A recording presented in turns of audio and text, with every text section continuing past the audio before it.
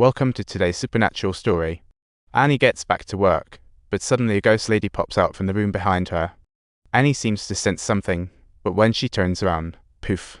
No one there, and she nearly turns her chainsaw into a flying knife, almost hitting her coworker. Afraid of stepping any further, Annie decides to clock out early and get some rest at home. Just when she reaches the door, the landlord pops up like he's rehearsed it, asking Annie to help fix the antique sound system. What a surprise. Annie is sweating buckets and looking dazed, as if she just binge-watched 10 horror movies. Meanwhile, Ed, who has been in a coma, finally wakes up and immediately tells his wife Lorraine about Annie and the floating guy, setting up the plot twist.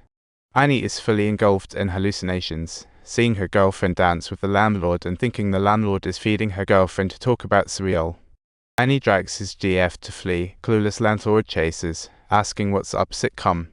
Little did they know, Annie sees the landlord as an attacker again and lunges at him with the knife. Things just got crazy. By the time the detective arrives, Annie is like a zombie, until he calls her name and her eyes return to normal like a reanimated zombie. Police found the dead landlord in the kennel, had been stabbed 22 times, escalating tension. Annie is arrested on the spot, and the Warrens rush to the police station, witnessing a scene that feels like the movie's climax. What shocks Ed is that Annie can read the Bible cover to cover, totally out of his comprehension. Realizing she's about to lose the Warrens' trust, Annie feels like there's no hope left. Thankfully, her girlfriend believes Annie is innocent, as she was right, though when it happened Annie must have been controlled by some mysterious force. The Warrens ultimately decide to believe in Anna's innocence and quickly bring in a defense attorney to fish for results. They aim to defend Annie using demon possession as an excuse, but the lawyer is clearly skeptical. After all, this lawyer is a college grad, a real high achiever, so Ed has to invite her over to his place to meet Annabelle. The next day, the lawyer indeed brings up demon possession as the defense looks like she truly witnessed Annabelle's power last night. Unfortunately, she ultimately fails to convince the judge, leaving the Warrens no choice but to hunt for stronger evidence. Back home, they review Annie's recordings and suddenly realize the evil spirit had been lurking since the day they moved in. Flashback 5 months ago, Annie and her girlfriend moved in, unaware of what lay ahead. The previous landlord left behind a waterbed, but that very waterbed became the trigger for the whole event. 8-year-old David sees a waterbed for the first time and gets as excited as if he just got a new toy. But just then, a face suddenly emerges, and David is left dumbfounded.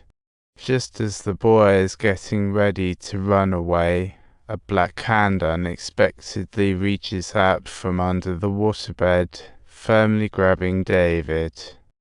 He struggles and manages to escape afterwards. What a poor little kid. Terrified, David squeezes himself into a corner, but when he tells his family, no one believes him.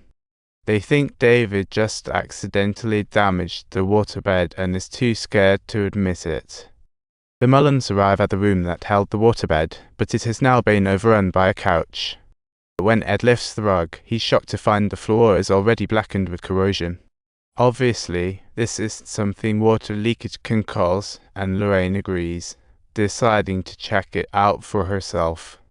Lorraine goes under the waterbed and discovers a wrapped object, nearly tumbling down in shock, but she musters up the courage to open the black cloth. Subtitles. She finds out that it's actually a goat skull. This is really so unscientific. Lorraine snaps a few photos and realizes someone purposely placed it there for sacrifices. Meaning, Annie wasn't possessed at all, but rather cast under a curse for sacrificial purposes. This curse is particularly special, only surfacing during sacrifices that happen next week. This also explains why Annie could read the Bible completely, as the evil spirit wasn't around at that time. The Warrens rush to consult a retired priest to figure out the origin of the goat skull. The priest takes them to his storage room, and Ed suddenly realizes that the priest shares the same bizarre hobby. The priest specifically collects different goat heads. What a pro player indeed. While the cult's numbers are fewer than legitimate churches, none of their sacrifices ever escape. Seeing the determined Warrens, the priest warns them to tread carefully. Otherwise, one misstep could cost them their lives. Meanwhile, Annie quietly cleans in the jail ward.